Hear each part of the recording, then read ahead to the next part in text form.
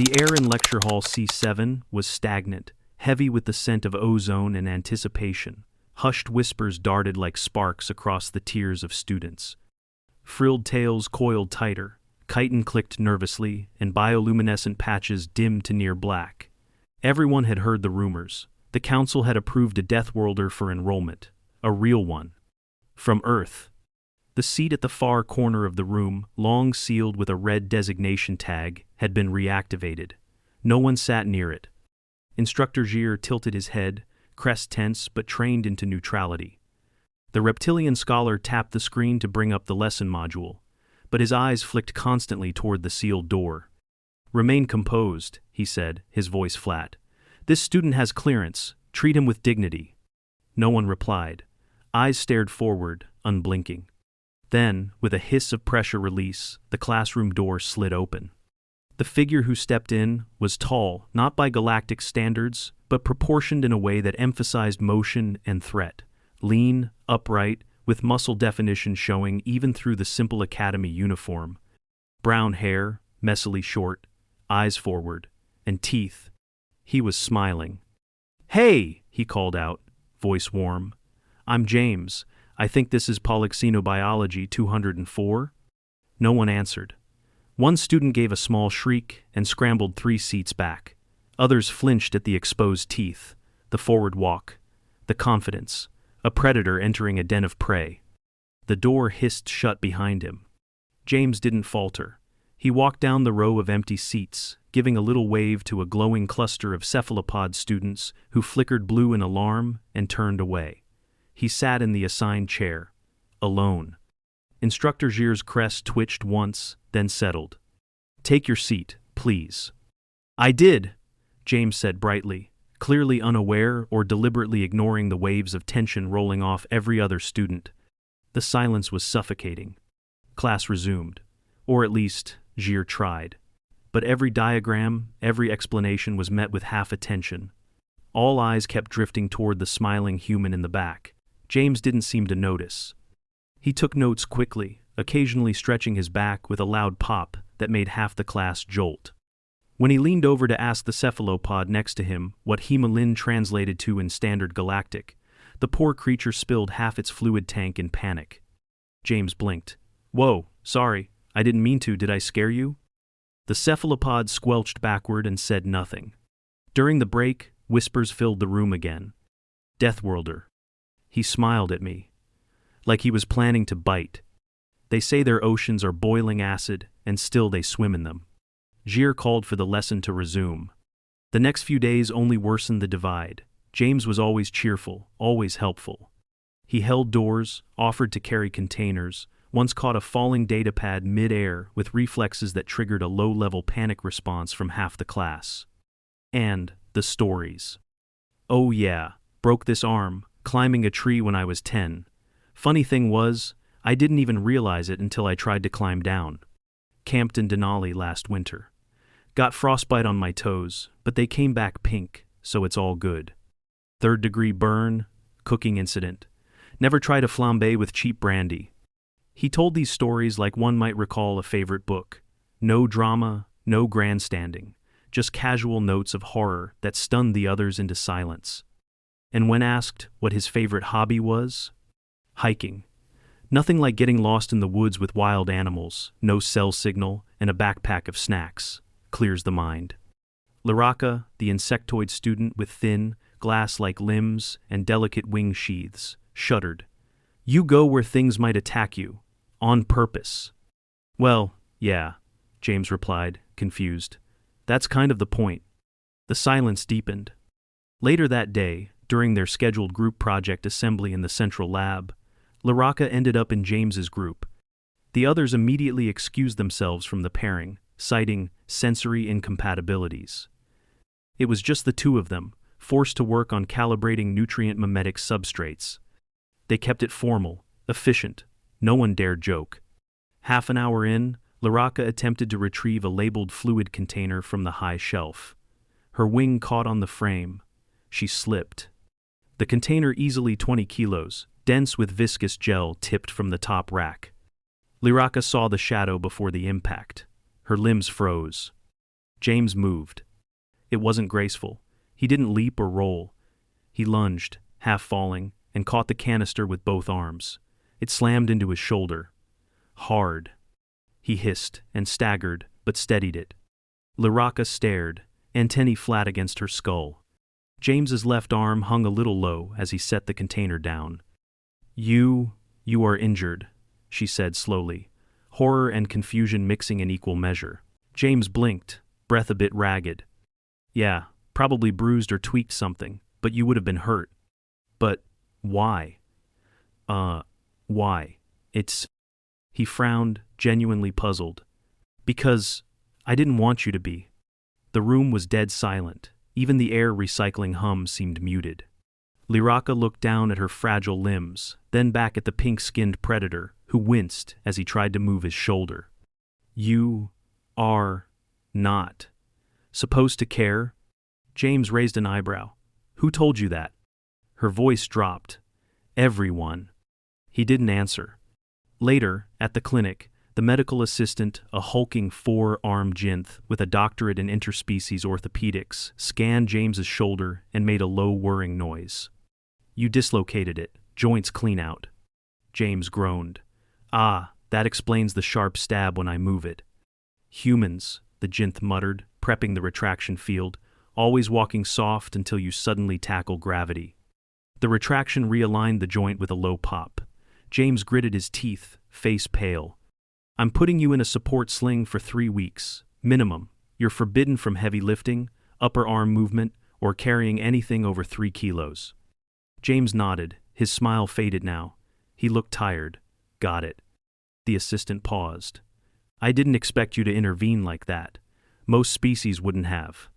James leaned back, cradling his arm. "Yeah, I think I freaked them out even more." "Why?" "Because I didn't act like the thing they thought I was." That night, the whispers didn't stop. But they changed. He got hurt, saving her. Deathworlder reflexes. Maybe it's pretending, or maybe... No one sat beside him the next day. But the glances were longer, less afraid. The fear hadn't gone away. But now it was tinged with something far more volatile. Curiosity. 3 days passed. James showed up to class every cycle, his injured arm immobilized in a snug black sling that pinned his forearm to his torso. His gait was slower, more cautious. The ever-present smile had dimmed, not vanished, but softened into something quieter. It made him seem less like a predator and more like someone who could break, who had broken and still came back. That, more than anything, made the class uneasy. Deathworlders were supposed to be relentless, unstoppable. Not like this. Human pain was supposed to be theoretical, discussed in second-hand reports and hushed vids behind council paywalls. But now it sat 2 rows back, right in front of them, flinching every time he turned too fast. No one knew how to process it. Liraka sat a little closer than before. Not beside him, never that, but in the same row, only a few seats down, enough that he noticed. "You okay?" she asked on the 4th morning, antennae angled low in what her species considered concern. James gave a dry chuckle. "Mostly, sleeping's a pain. Can't roll over without waking myself up." "That is consistent with your species' musculoskeletal trauma protocols," she said haltingly. He grinned, then winced. "That a fancy way of saying you're supposed to be miserable for a while?" She hesitated, then clicked softly her equivalent of a laugh. "Yes." They didn't speak again for the rest of class, but it was the first time since his arrival that someone initiated a conversation with him unprompted.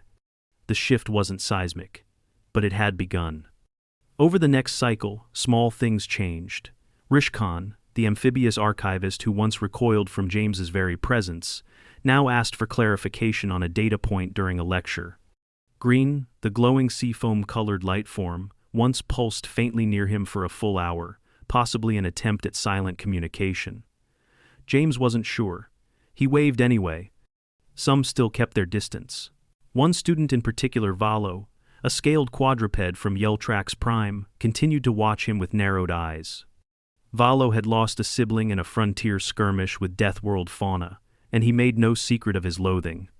Acting harmless isn't the same as being harmless, he muttered during a break, loud enough for everyone to hear.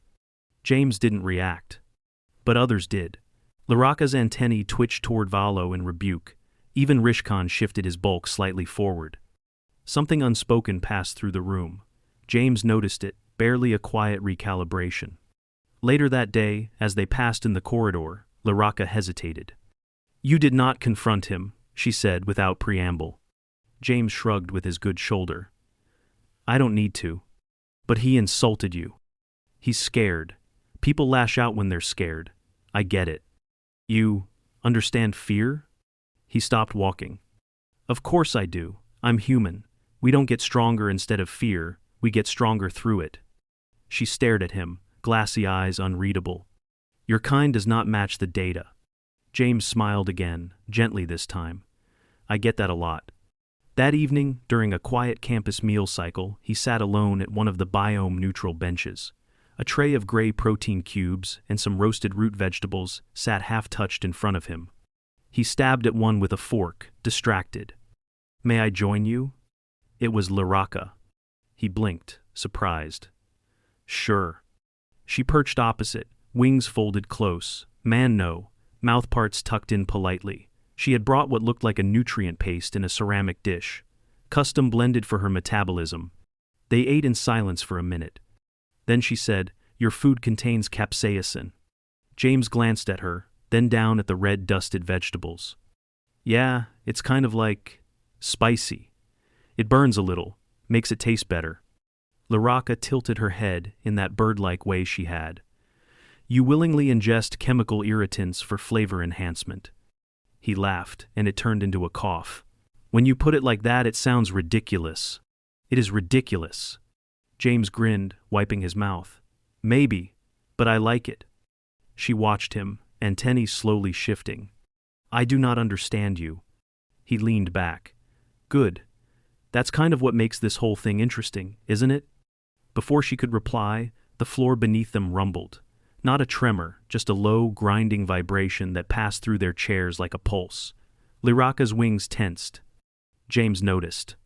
"You feel that?" "Yes, I have recorded 5 similar pulses in the last cycle. Increasing frequency." James frowned. "That's not normal, right?"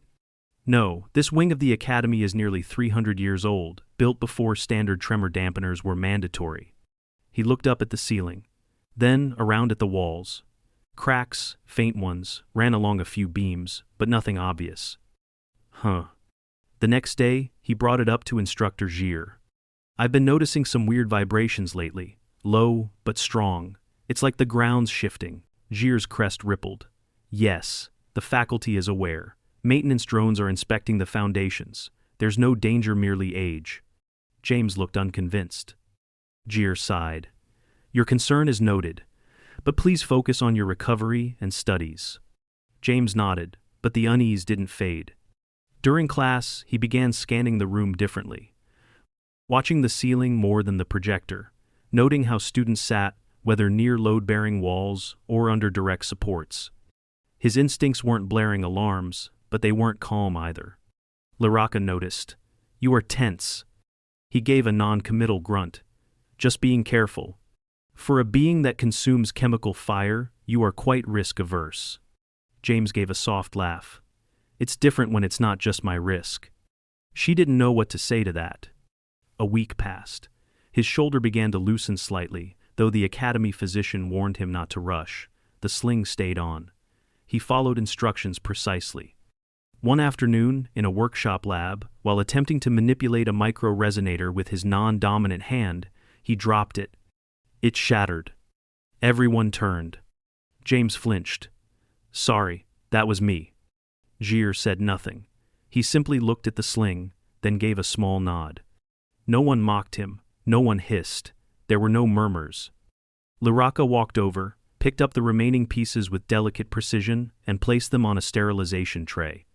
"Next time," she said quietly, "I will adjust the lens, you focus on placement." James smiled. "Deal." Outside the classroom, politics churned quietly. Council messages had begun arriving with increasing frequency. Requests for progress reports, behavioral metrics. There was pressure. Gir could feel it in the phrasing of the updates.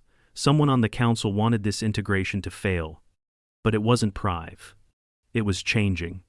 And change, Gir knew, was far more dangerous than failure. Still, he said nothing. Not yet. And James? James just kept showing up. Eating food that made his face flush red, laughing too loudly, wincing when he moved wrong, offering to carry things he couldn't, and stopping himself. And always smiling. Even when it hurt. The academy tremor came without warning. It was the 9th day of the new cycle, just past the midday interval. Lecture Hall C7 was packed, unusually so. A joint session on xenobiological hazard classification had drawn students from 3 additional cohorts, and James found himself crammed into his usual row, arm still in a sling, surrounded on all sides for the first time since his arrival. Liraka was beside him now, not close enough to touch, but her presence had shifted from wary to watchful. Others filtered in with less overt distrust. Green's glow remained steady around him. Even Rishkan had begun sharing occasional remarks, though he still refused to meet James's eyes. Only Valo maintained distance, perched high in the back tier, gaze fixed, never blinking. Instructor Gir was mid-sentence, gesturing at a chart comparing Class 3 environmental stressors, when the first groan rolled through the walls. It wasn't subtle. The lights flickered. A dull vibration pressed upward through the floors. Dust dislodged from the corners of the overhead beams, drifting in slow spirals to the floor. Students stiffened. Gir paused. His crest flared. Remained seated. A deeper tremor followed. This one wasn't ambient. It jerked. Something beneath the structure shifted violently, and then, crack. A sound like bones snapping in a giant's hand echoed through the hall. Everyone looked up at once. The center ceiling beam, thick, old, threaded with embedded projection lines, had split diagonally. A hairline fracture, suddenly visible, lengthened with an audible creak. Part of the support panel above it buckled. Then it dropped. Chaos exploded. Students screamed. Several bolted for the exits immediately, while others froze in instinctive defense patterns. Bioluminescent flashes, alarm pheromones, distress calls in a dozen languages filled the air. James reacted before he thought. He was already out of his seat, left arm useless in its sling, right arm stretched up toward the groaning beam. His feet pounded across the floor, dodging fleeing students, and then he slammed to a stop beneath the collapsing structure. Liraka's voice rang out behind him, high, terrified. No! The beam fell. James caught it. Or, rather, he absorbed it. The full weight dropped onto his back and shoulders with the force of a charging skimmer beast. He bent under the impact, knees slamming into the floor, and screamed a deep, guttural sound that echoed across the hall. But he didn't fall. Every muscle in his body quivered. His good hand pressed flat to the floor for stability, while the dislocated side bore the rest, uselessly bound in the sling. The beam groaned above him, shifting. A fine mist of powdered composite rained down, coating his hair and shoulders. He grit his teeth, lips curling back not in a grin this time, but pure strain. "Go!" he roared. "Get out!" Students scattered. Jur tried to direct them, herding groups toward the side emergency exits. A pair of cephalopods pulled along, a limping quad creature. Rishkan threw his mass against a jammed door, wrenching it open with brute force. James held the beam. Every second felt like a year. His legs began to tremble. The ligaments in his shoulder screamed. Blood pulsed at his temples. Then Liraka appeared in front of him, wings flared, antennae vibrating. "You must move!" "I can't," he spat. "It'll drop. You will die." He locked eyes with her. Then everyone else doesn't. Behind her, the last group of students spilled through the exit. One tripped. Green extended a pseudopod and hauled them through. Gir shouted from the door. "James, now!" James gave one last push. A guttural cry tore from his throat as he shoved himself sideways, letting the beam crash to the floor as he staggered out from under it. He didn't make it 2 steps. His legs gave out. He collapsed to the ground, rolled onto his uninjured side, and coughed violently. Dust coated his lungs, his vision blurred. The hallway beyond was chaos, students crying, sirens wailing, the high-pitched whine of emergency responders echoing down the corridor. He felt hands, limbs, tendrils grab him. Then everything went black. The medbay was quiet, bright, sterile. James opened his eyes slowly. A sharp, persistent pain throbbed from his left shoulder down to his ribs.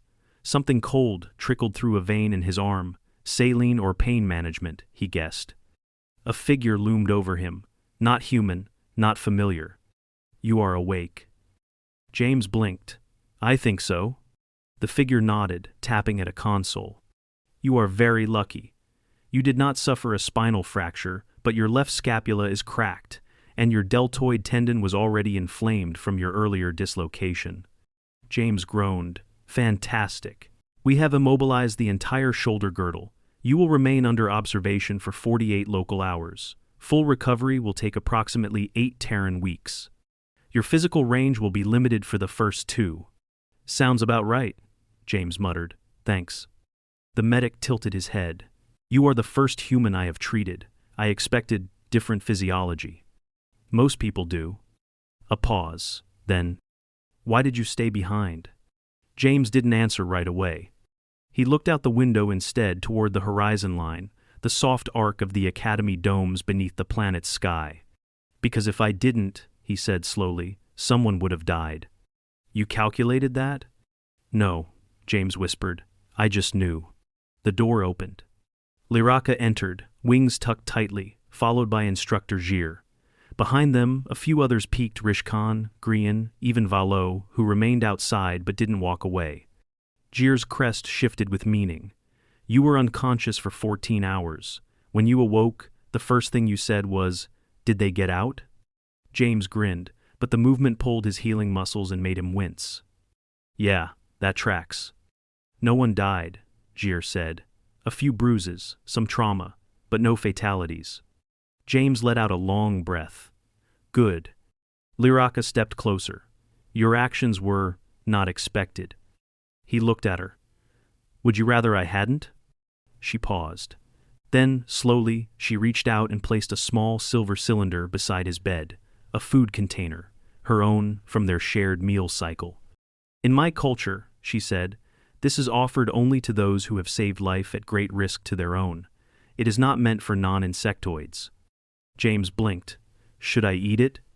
"No, you just keep it." He nodded solemnly. "I will." Gir studied him. "Do you understand, Deathworlder, why your smile terrified them?" James looked down at his bandaged shoulder, flexed his hand gently, winced. "Yeah," he said softly. "I guess I forget sometimes. Where I'm from, if you don't smile, the world's already beaten you." "I know one." Silence. Then Gir nodded. Behind him, something changed. Grian pulsed a soft lavender hue. Rishkan leaned into the doorway. And Valo, silent and still, lowered his head in the smallest, most deliberate gesture his species could give. Acceptance. For the first time, the classroom wasn't afraid of him. They weren't sure yet, but they believed. James closed his eyes again. He was tired, but not broken, not beaten. 3 weeks later, James returned to Lecture Hall C7. He moved slowly, stiffly. His shoulder was still immobilized, though the swelling had receded. Beneath the Academy-issue tunic, a custom-molded exosupport braced his entire upper torso, restricting movement while allowing blood flow and micro-adjustments for healing. 8 weeks, that's what the medic said. And James believed it. The pain hadn't gone away, it had merely become more manageable, dulled by anti-inflammatory patches and occasional low-dose analgesics. He never pushed past the limits, not this time. He didn't smile as he entered the room. He didn't have to. Every eye turned to him not with fear, but with quiet acknowledgement. Even from the back, Valo nodded once, no longer avoiding eye contact. Green glowed soft rose. Rishkan rumbled a greeting from his corner. And Lyraka, seated 2 rows ahead, had saved him a spot. "Morning," he said, voice hoarse but steady. "You are late," she replied, antennae quivering in mock rebuke. James gave a lopsided grin. "Traffic." It earned a chorus of light chuckles from those nearby small, strained sounds, but real. Instructor Gir entered a moment later, crest low in deference. The class quieted as he reached the podium. The holograms flickered to life behind him. "Before we begin," he said, "I would like to acknowledge something unorthodox."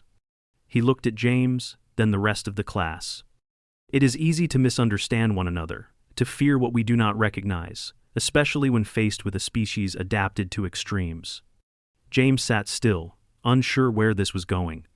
"But fear is not a failing, it is a beginning," Gir continued. "What matters is how we respond." He tapped his interface. A rotating model of the cracked ceiling beam appeared. "This incident is now part of the Academy's permanent safety curriculum, but it is also now part of our cultural studies syllabus." A new file opened beside the beam model. It was a still frame. James crouched beneath the falling structure, muscles straining, jaw clenched, dust clouding the air around him. His face contorted not in rage, not in violence, but in effort. "Instructor?" James said cautiously. Gir's eyes glinted. "It is anonymized. You are referred to only as the student who acted." James exhaled. The lesson resumed. Today's topic, species-specific interpretations of self-sacrifice. James followed along, but something tugged at his focus. Later, during a break, he found himself near a shared lounge overlooking the reconstructed lower courtyard. Reinforcements now girded the outer pillars. Survey drones buzzed through the air, still scanning for residual fractures. Valo approached. James tensed out of habit. But the quadruped stopped beside him and lowered his upper body slightly, an overture, not submission. "You did not act like a Deathworlder," Valo said. James turned to him. "What do you think a Deathworlder acts like?" Valo hesitated. "Efficient, pragmatic, concerned with survival, not reckless." "Why?" James didn't answer for a moment.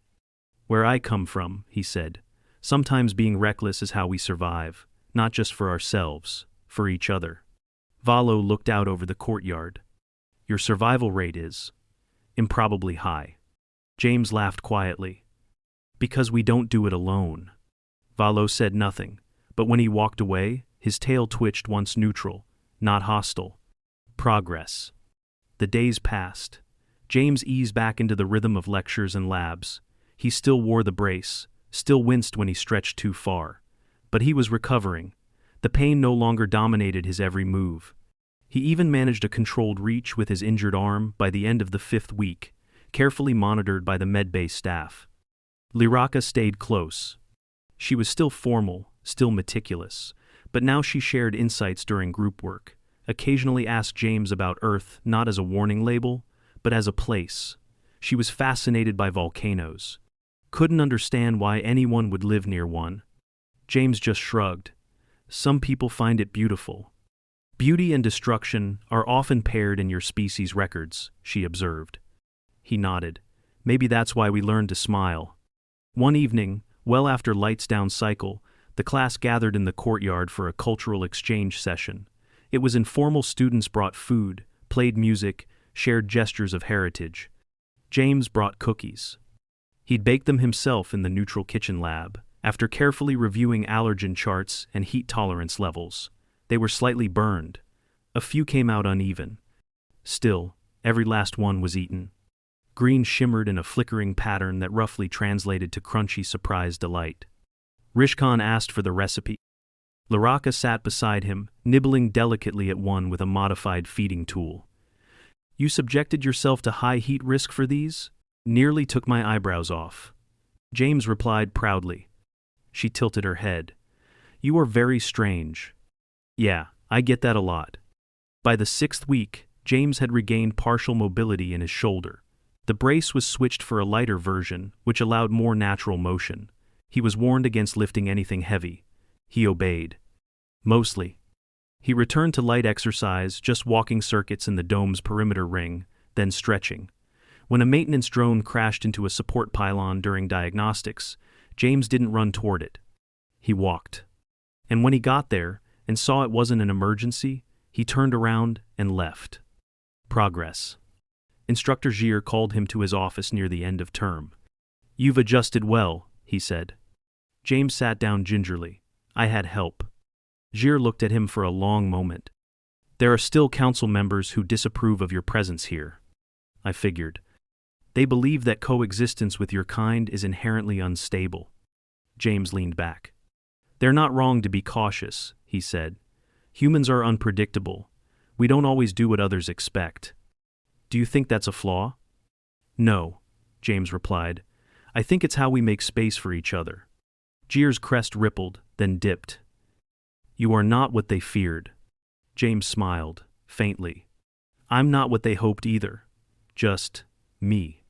On the last day of the term, the entire class gathered for a final session. Instead of lecture, Gir opened the floor for voluntary reflections. One by one, students spoke. Rishkan talked about misjudging species by planetary classification. Green pulsed a slow, reverent tone of appreciation. Lyrica shared her memory of the falling canister, the shock, the fear, and the realization that James's actions weren't strategy. They were instinct. When it was James's turn, he stood slowly. I came here expecting to prove something, he said. I didn't realize I'd be learning more than teaching. Not just about xenobiology, but about trust. He looked around. I'm not fearless. I just come from a place where you learn to act despite fear, and sometimes that means putting yourself between danger and someone else, even if it hurts. He looked down at his healing arm, flexed his hand gently.